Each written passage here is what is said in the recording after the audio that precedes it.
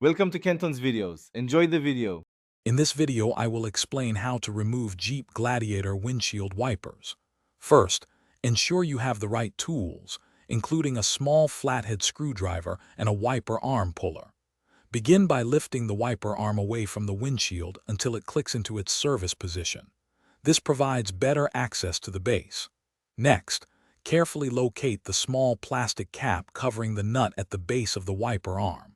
This cap needs to be removed to proceed. Once the cap is off, use your flathead screwdriver to gently pry it away, revealing the retaining nut underneath. This nut usually requires a 13mm socket or wrench. Turn it counterclockwise to loosen and remove it completely. After the nut is off, the wiper arm might still be stuck. This is where a specialized wiper arm puller comes in handy to safely detach the arm from its tapered post without damage.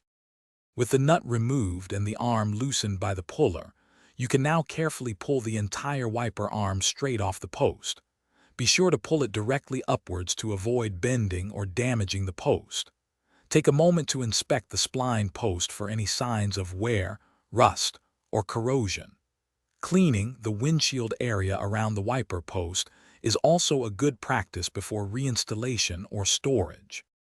To reinstall, simply align the new wiper arm with the splines on the post and push it down firmly until it seats properly. Then, replace the retaining nut, tightening it securely to the manufacturer's recommended torque specifications, usually around 16 to 20 foot-pounds. Don't forget to snap the plastic cap back into place.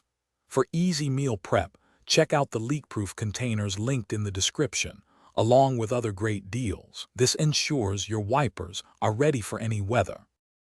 Thanks for watching. Consider subscribing if we helped you.